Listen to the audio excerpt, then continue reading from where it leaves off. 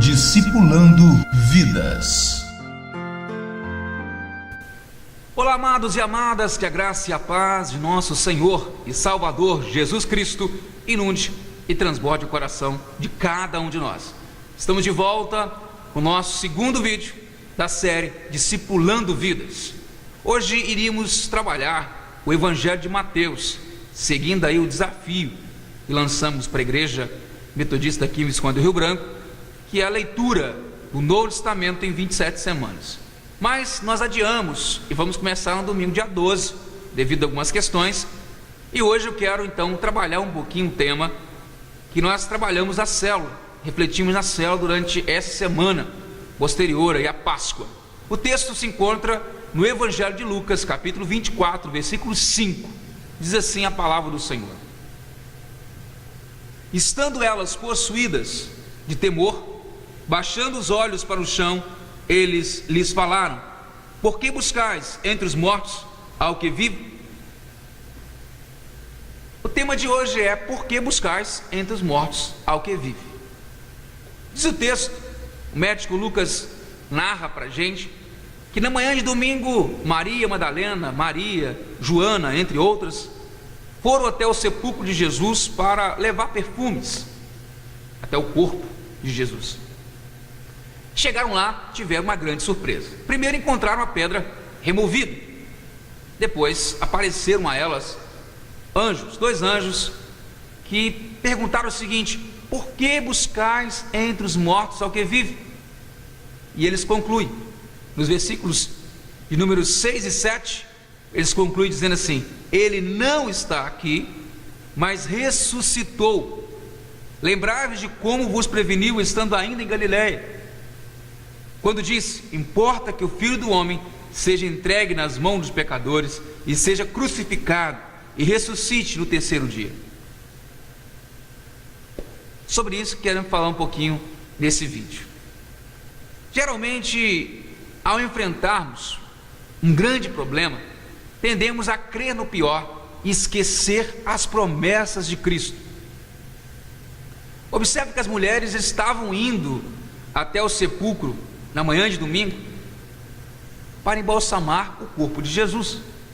Ora, elas não criam na ressurreição de Jesus?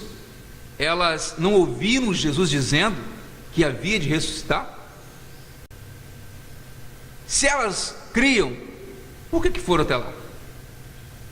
Mas o versículo 8 responde: elas se esqueceram ou não se lembraram. Depois que os anjos disseram para elas, no versículo 6 e 7 que lemos, que ele não está aqui, ele ressuscitou, lembrai-vos de como preveniu, estando ainda na Galiléia. Aí diz o 8: Então se lembraram das suas palavras. Olha que interessante. Talvez elas não tivessem esquecido completamente o que havia acontecido com Jesus, o que ele havia dito anteriormente. Ele havia dito de que iria ressuscitar, mas pela circunstância, pelos problemas, preferiram crer no pior e esquecer as promessas do Senhor.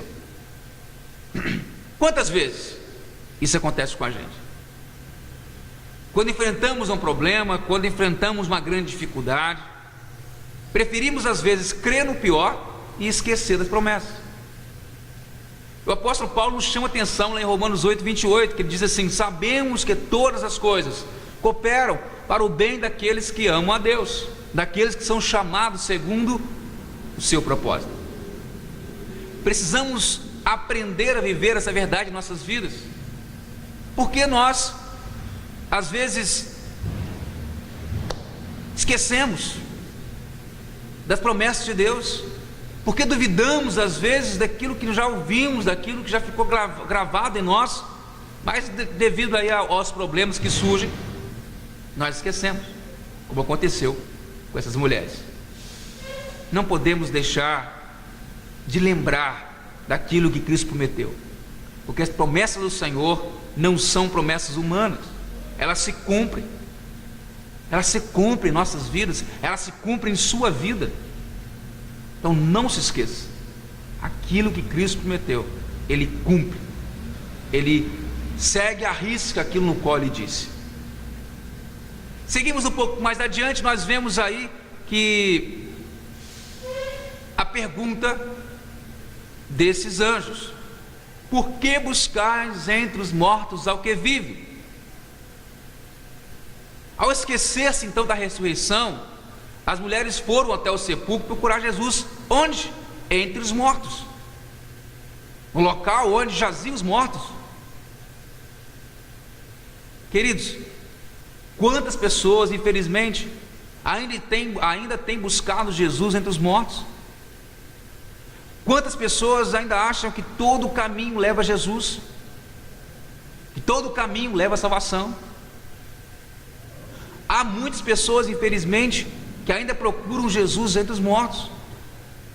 Tem muitos que confiam na sua religião, ou ainda dentro do processo do cristianismo, que é pior, alguns que confiam na sua denominação como sendo a única certa, a única verdadeira, a única que detém a verdade. Enganos e mais enganos, e colocam outras coisas no lugar de Jesus.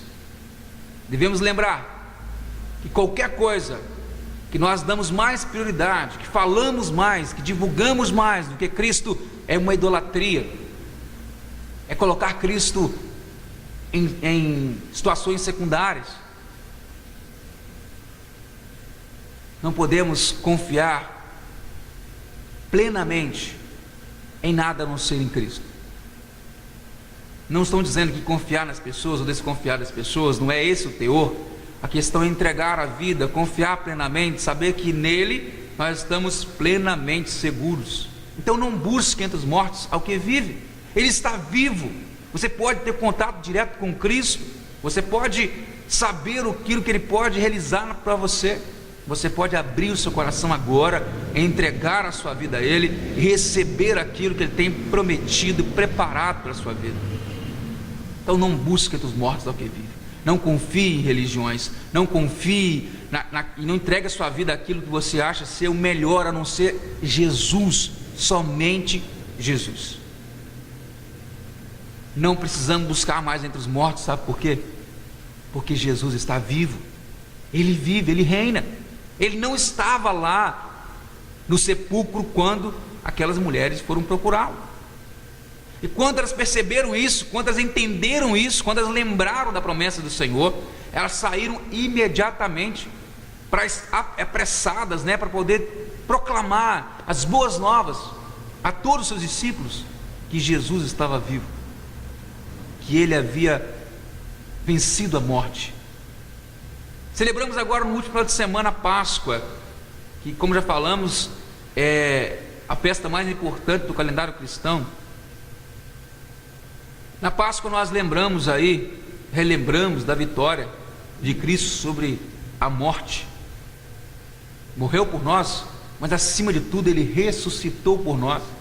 A vida venceu a morte, o amor e a misericórdia venceu a violência, a oração e a paciência venceu a dor.